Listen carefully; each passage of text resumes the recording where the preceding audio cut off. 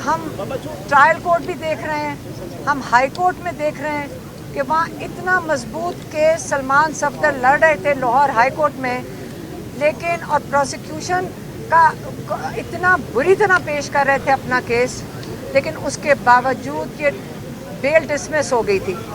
इसलिए हमें दिल से बताते हैं, हमें कोई उम्मीद नहीं थी कि हमें सुप्रीम कोर्ट से भी इंसाफ मिलेगा, लेकिन अल्लाह का शुक्र है कि यहाँ उनको आज बेल मिल गई है इमरान खान को।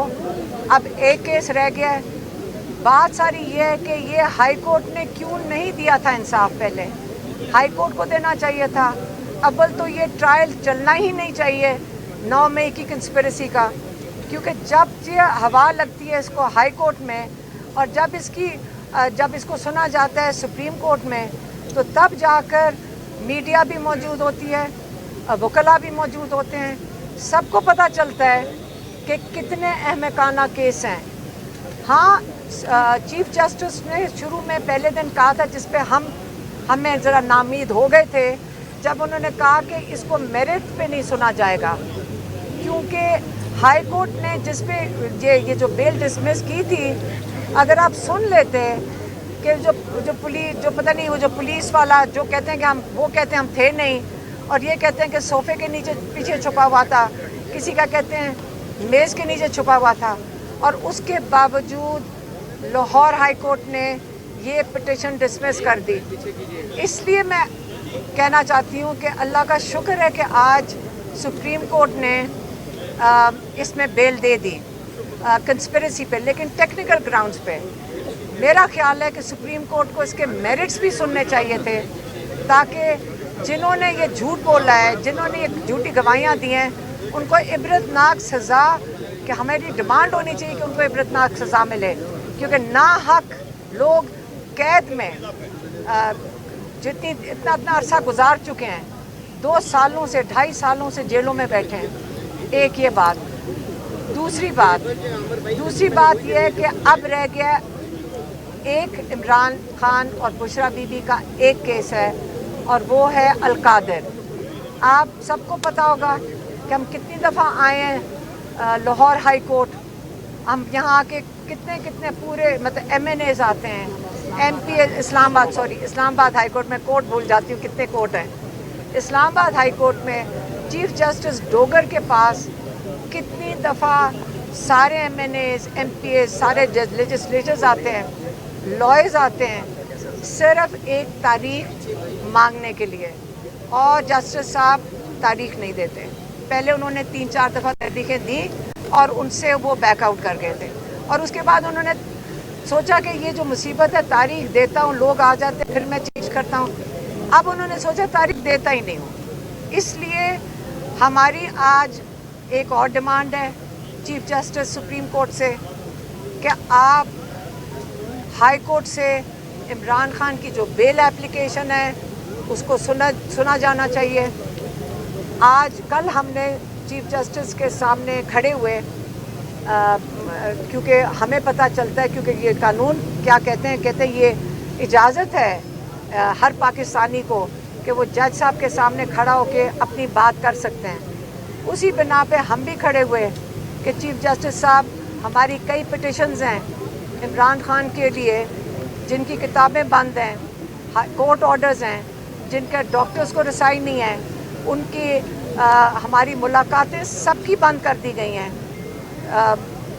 इमरान खान को बिल्कुल सॉलिटरी कन्फाइनमेंट में किया गया, जो बहुत ही इलीगल और इंटरनेशनल और लोकल ह्यूमन राइट्स लॉज जो हैं उसके खिलाफ वर्जी है। ये पिटिशन सुनी जाएं, इसलिए हम कल खड़े होकर बात करना चाहते थे चीफ जस्टिस से।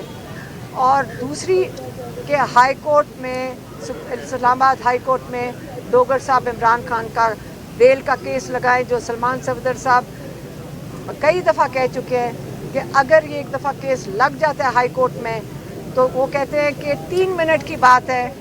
इतना ये बेसिक केस है कि अगर 3 मिनट के लिए भी चीफ जस्टिस इसको सुन ले तो उनको बेल देनी पड़ेगी।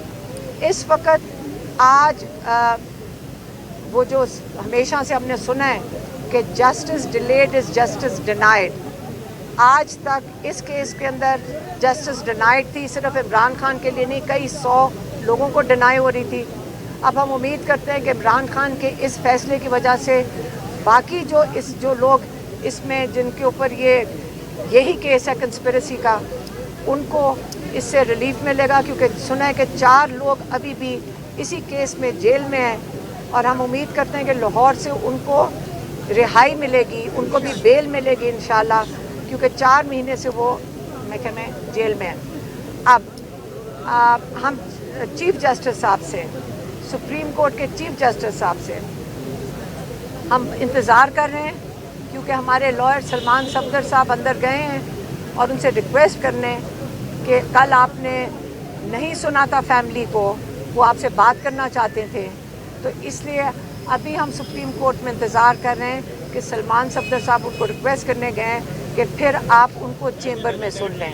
تو آپ ان سے باہر بیٹھے ہیں پچھلے 2 گھنٹے سے اسی انتظار میں کہ چیف جسٹس صاحب ہمیں چیمبر میں بلا کے ہماری ریکویسٹ سن لیں گے عمران خان کی جو سالیٹری کنفائنمنٹ ہے اس کے بارے میں. مہربانی. میڈم, کل سے خبریں آ رہی ہیں کہ عمران خان پر اڈیالہ جیل میں اور بشرا بی بی پر سختیاں بڑھا دی گئی ہیں, کرنٹ لگنے کے حوالے سے بھی خبریں آ رہی تھیں, اس کی کیا وجہ ہے اور کیا اس میں صداقت ہے؟